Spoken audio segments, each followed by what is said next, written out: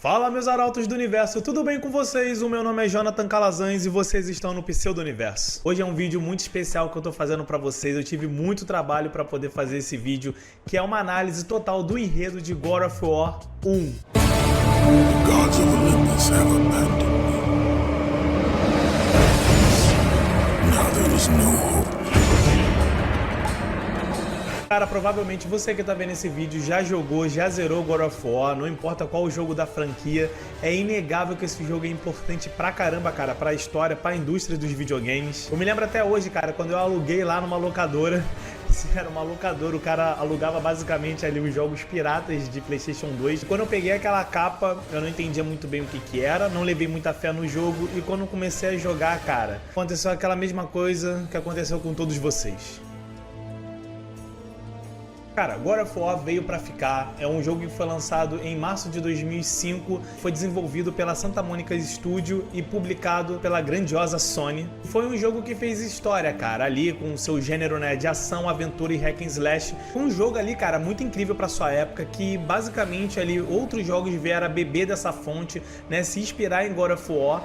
E ele veio com um roteiro, cara, não é que seria muito diferente, não assim em sua parte, né, de referências como a mitologia grega, já havia sido explorada por dezenas de jogos, né, desde aí do Mega Drive, já havia sido aí explorada por muitos outros jogos, mas o God of War trouxe uma coisa diferente, que foi um personagem, ao invés dele estar ali a serviço dos deuses, como geralmente era de costume, mas sim um personagem que veio a se rebelar contra esses grandiosos do Olimpo, alguém ali que veio para poder derrubar, para destruir essa estrutura que já acontecia, nessa estrutura divina que já estava ali consolidada há muito tempo. Cara, esse vídeo é uma análise profunda do roteiro de God of War, nós vamos ali analisar parte dos personagens, da trama, de toda a história, de tudo que está acontecendo, como esse personagem que veio ali do ponto A para o ponto B foi se desenvolvendo. O objetivo dessa análise é exatamente ver, será que a gente ficou de certa maneira cego pela nostalgia, por toda a importância que esse jogo teve na nossa vida? Ou será que ele realmente tem uma trama muito boa,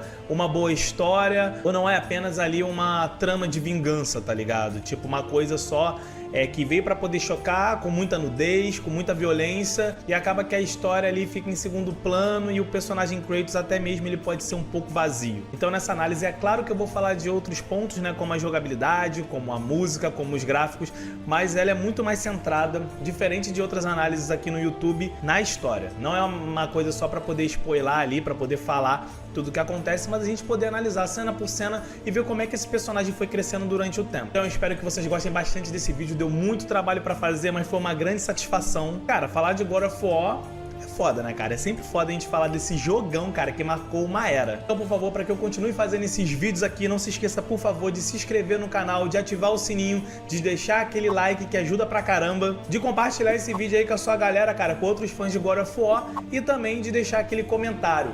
Comenta aí, cara, se vocês gostaram do vídeo, o que vocês acham desse personagem, dessa trama. E também deixar ali qual foi o seu jogo favorito de toda a franquia, cara. Eu vou estar ali sempre ali muito feliz de poder responder vocês. Então, sem mais demora, vamos logo começar essa análise aí do bom da guerra, do Kratos, o cara boladão aí, o grande espartano. E ver se realmente, de fato, God of War, além de ser um jogão, também tem uma história que pelo menos ali honra os critérios aí gigantescos que essa obra tem. Beleza? Então só vem!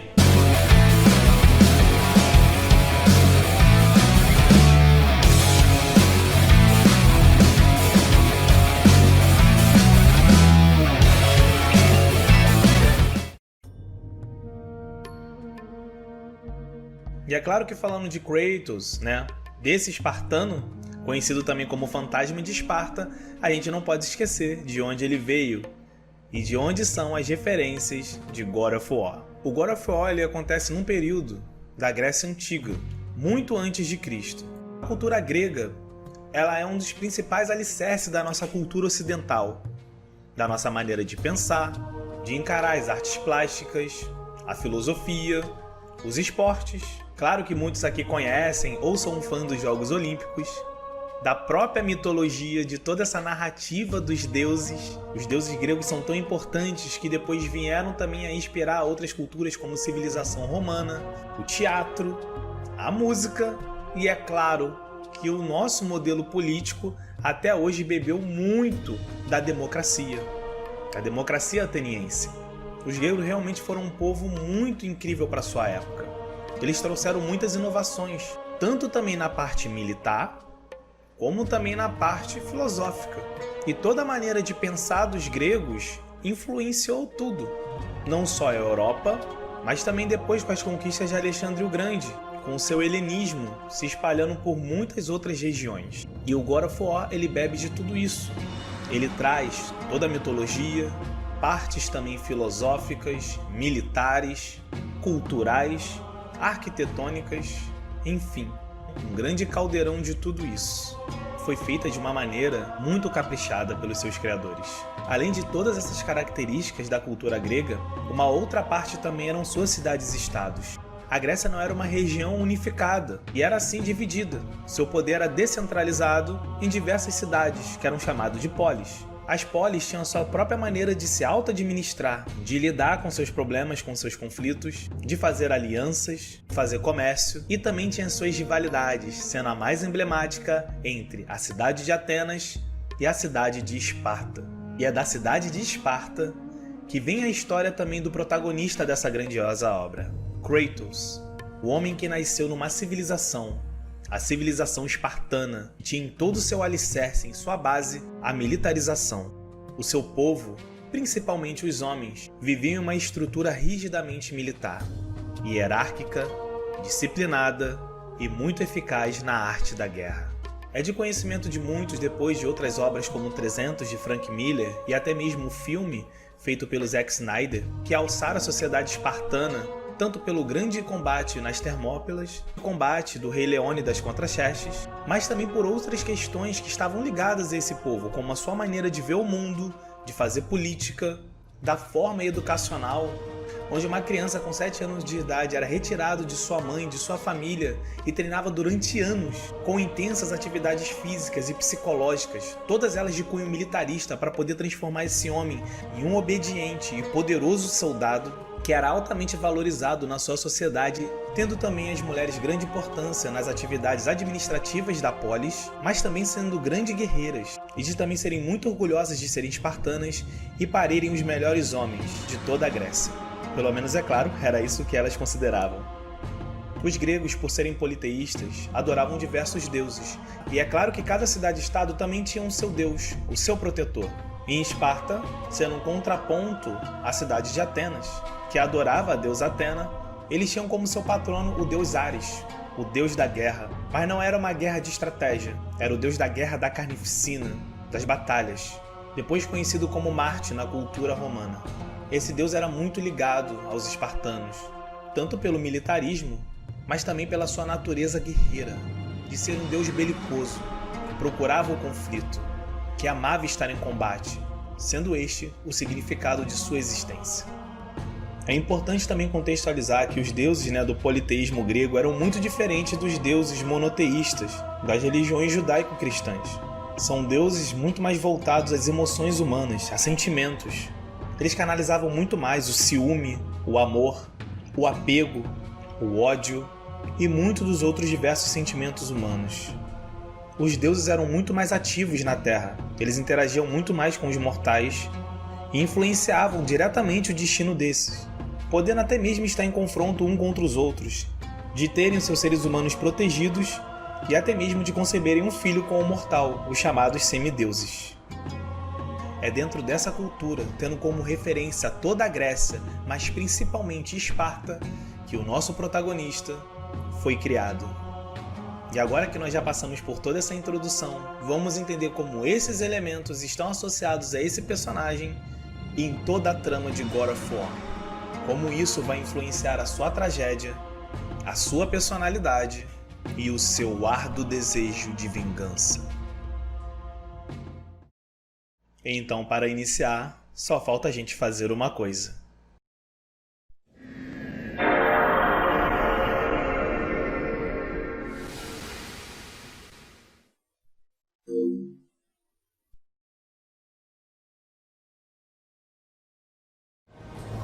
The gods of Olympus have abandoned me.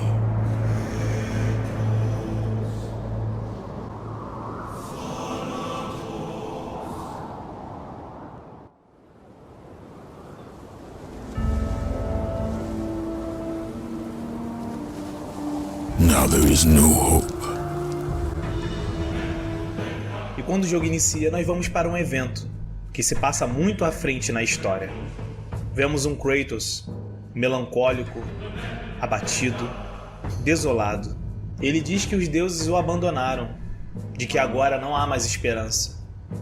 Nós inicialmente não sabemos do que ele está falando, mas essa esperança fala sobre si mesmo. E ele se atira, em um ato desesperado, tentando abraçar a própria morte.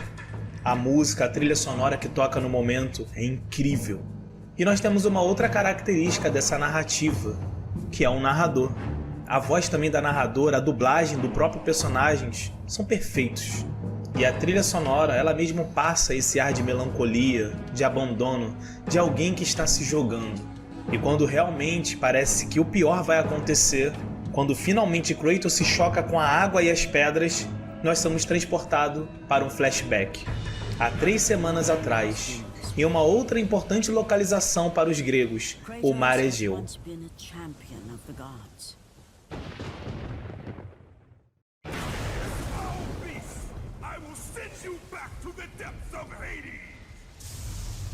Logo nós somos apresentados a gameplay do jogo, as características de combate que são incríveis, a violência visceral e é um monstro mitológico muito famoso, que é a Hydra, um monstro incrível, que até mesmo heróis como o grande Hércules tiveram muita dificuldade de encarar.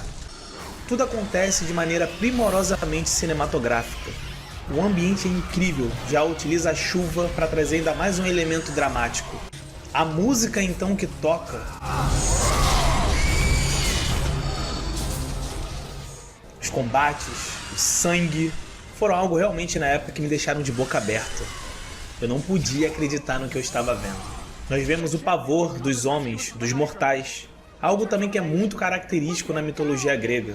Os seres humanos muitas vezes ficavam à deriva do castigo dos deuses, e eles tinham que lidar diversas vezes com esses castigos, que eram brutais.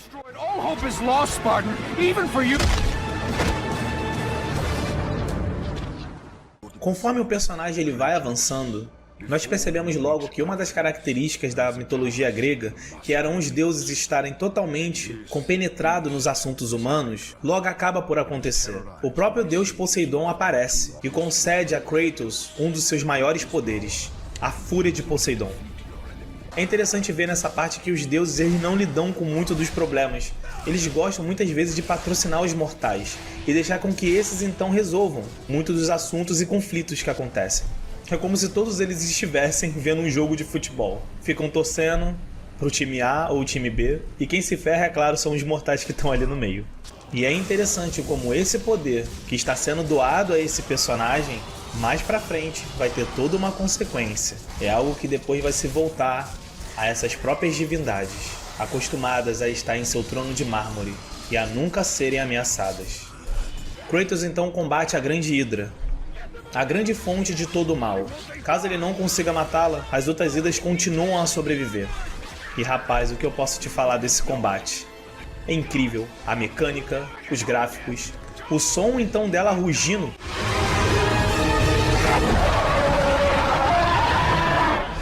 Pelo amor de Deus, cara, é algo incrível. É algo muito imersivo em toda essa história.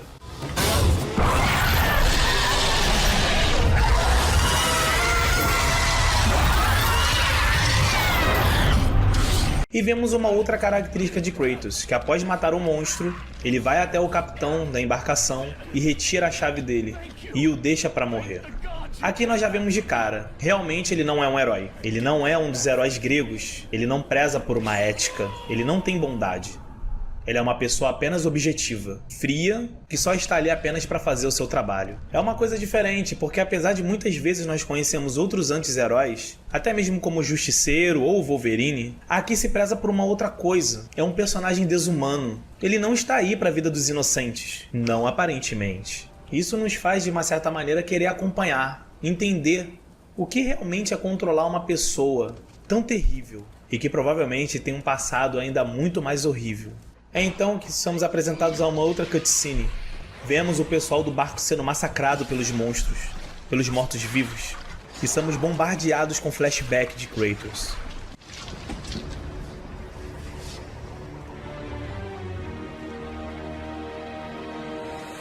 Slaughtered like animals, the victims lay before him, a reminder of his own past. Imagens de violência, de um terror, de pesadelos, uma senhora rindo.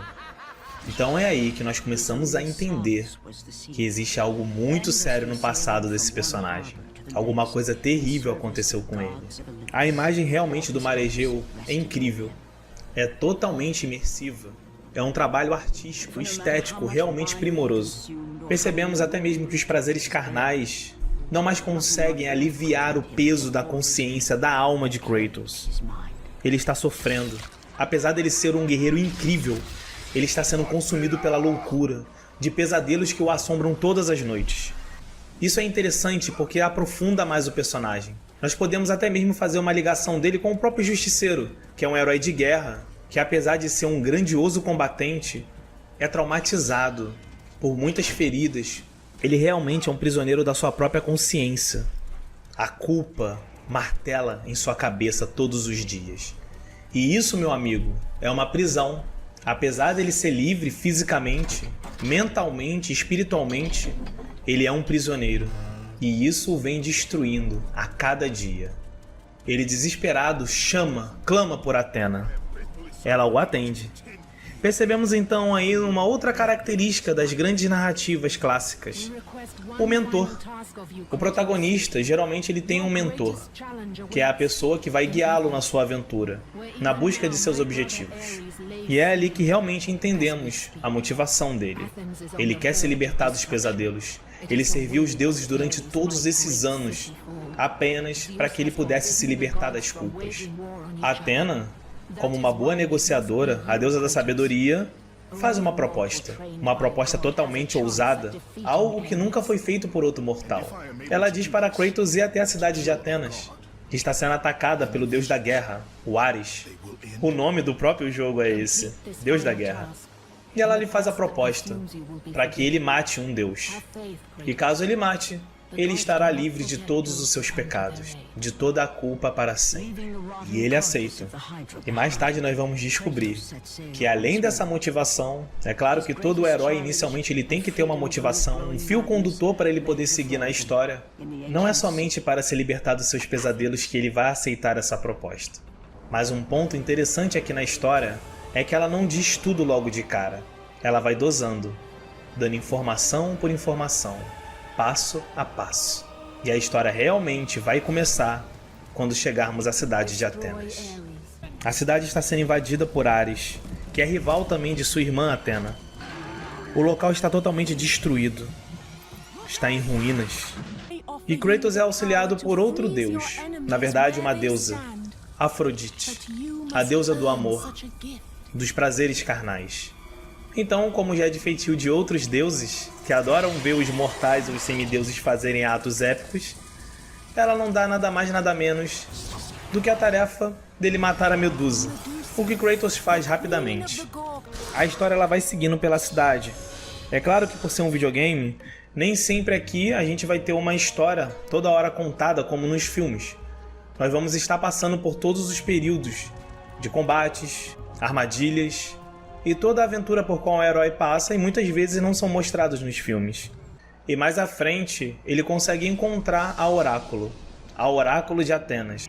Um outro personagem também muito importante na história grega. Os oráculos, principalmente o Oráculo de Delfos, é uma das coisas mais ditas na mitologia. Eram oráculos que traziam presságios, augúrios, sobre o que estava para poder acontecer tanto na história dos mortais quanto na história das divindades. Isso mostra realmente que a equipe pesquisou bastante para poder fazer o projeto, trazendo diversas características que os leitores e amantes da mitologia vão se identificar. E aqui nós temos um outro motivador, um outro elemento que vai fazer Kratos seguir em frente. É claro que não dá para ele poder enfrentar Ares ali e matá-lo. Tem que ter uma arma, tem que ter um método para fazer isso. Não é uma coisa simples, assim, de um dia para outro você matar uma divindade, um dos seres mais poderosos do universo. E é claro que Kratos precisa encontrar o Oráculo primeiro, em meio a toda a carnificina e a guerra que está acontecendo. Mas antes disso, ele observa de longe o enorme deus da guerra, poderosíssimo, com seu exército, esmagando os pobres atenienses. E ali nós percebemos que existe um problema pessoal. Kratos não está envolvido nisso exatamente só porque ele quer se libertar dos pesadelos. Mas existe um passado, algo que o liga àquele deus da guerra. Mas a história consegue trabalhar isso muito bem, e ela não entrega tudo logo de cara. Nós vamos continuar descobrindo isso, como eu falei nessa narrativa, pouco a pouco. Durante a passagem de Kratos por Atenas, diversos combates acontecem, nós podemos ver um pouco da arquitetura da cidade. É interessante também que mostra o sofrimento da população civil, deixando a cidade ainda mais viva e mostrando as consequências da Batalha dos Deuses. O que realmente a decisão de uma divindade pode acabar tendo por consequência na vida dos outros mortais. E aí nós vemos uma cena. Eu considero ela um pouco problemática, mas ela é informativa. Nós vemos uma mulher, e essa mulher ela começa a correr do Kratos, desesperada. É mais uma maneira de demonstrar de que ele é uma pessoa problemática, de que os próprios mortais também sentem um medo terrível dele, de que realmente aquele homem possui um histórico terrível, macabro. Só que o que eu acho bizarro realmente é o recurso narrativo, de cena que eles utilizam para a mulher morrer no final. É previsível, eu achei bem pobre, e eu achei que foi uma das coisas que me deslocou, não traz nenhum problema sério para a história, mas achei que ficou um recurso bem pobre e bem esquisito ali. Ficou bem trash, para poder falar a verdade. Kratos continua avançando. Ele chega até uma outra parte que ele depende de um homem para puxar a alavanca do mecanismo da ponte. E é interessante que nessa cena mostra de certa maneira a masculinidade do personagem. Essa característica, como eu falei antes, cultural espartana, do soldado, de uma pessoa que não se acovarda, que segue em frente, que tem uma disciplina tão rígida que mesmo com todo o conflito ele consegue se manter firme. E é claro que ali estamos falando de um militar em comparação a um civil, pois é um elemento interessante, pois mostra também como as pessoas da cidade estão sofrendo com tudo que está acontecendo. Como eu falei, é um ponto acertadíssimo da obra, mostrar também os civis, e não só a parte militar de Atenas, como é mostrado anteriormente. E mais pra frente vemos a interferência de um outro deus. Percebemos realmente que toda a família está contra Ares, de que ele é a ovelha negra da família e ninguém gosta dele.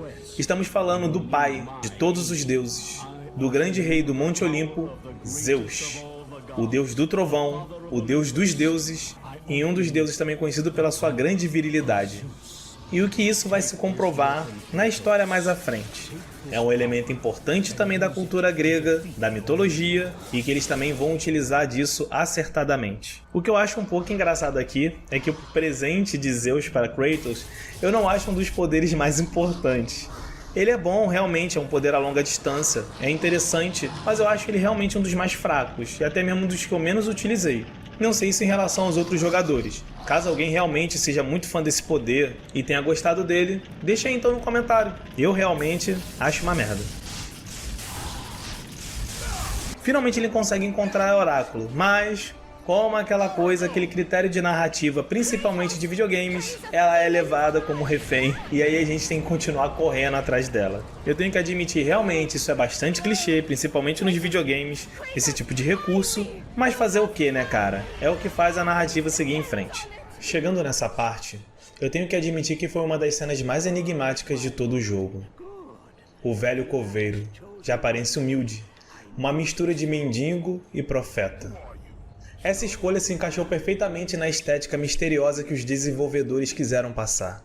No diálogo, temos o elemento clichê utilizado até o talo nas mais diversas histórias. Quando o velho louco afirma que Kratos é o grande escolhido e blá blá blá. Tudo aquilo que vocês já viram em várias outras histórias, como Matrix, Zelda e por aí vai. E o que o diferencia dos outros homens comuns é que Kratos é facilmente reconhecido pelas suas lâminas e a sua pele tão pálida quanto a lua. É bom de fato realmente ter uma diferença, algo que marque o personagem.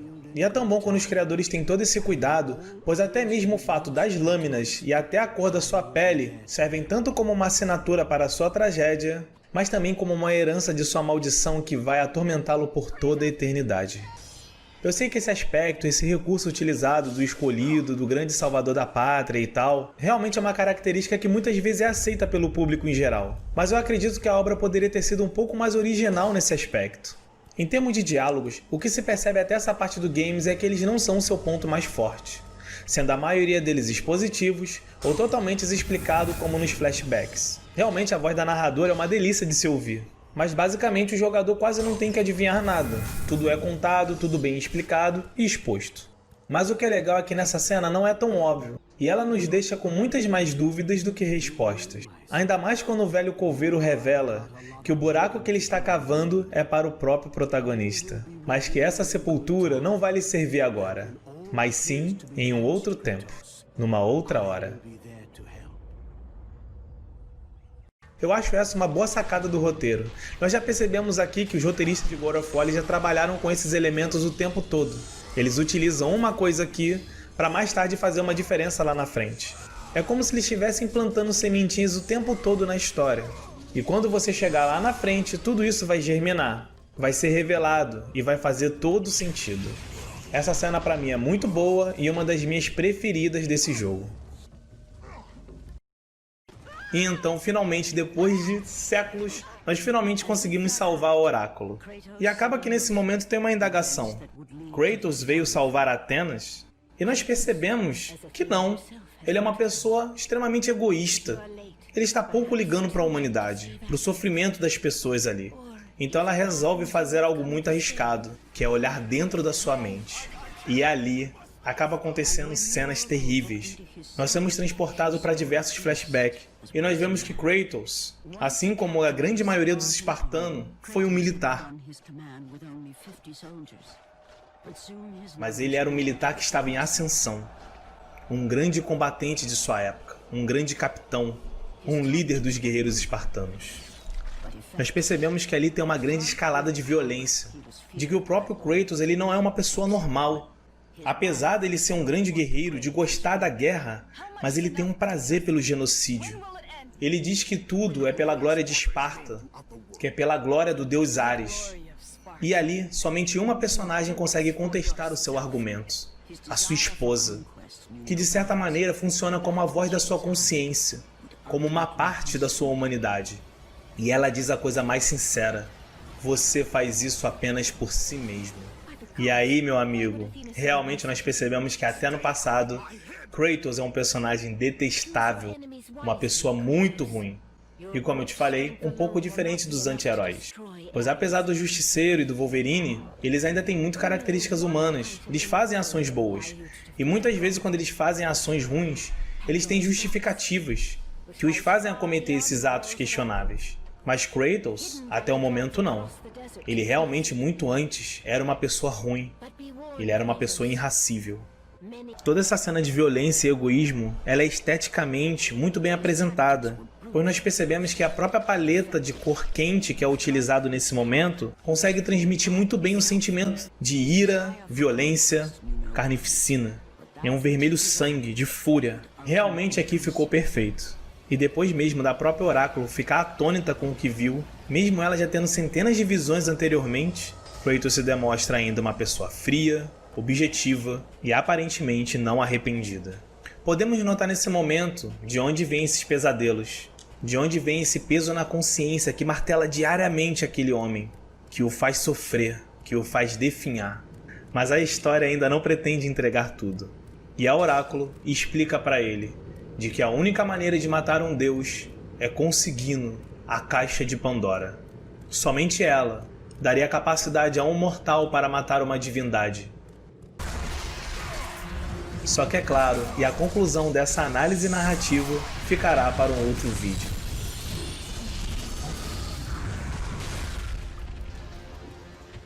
E então, galera, eu espero que vocês tenham gostado desse vídeo. Deu muito trabalho.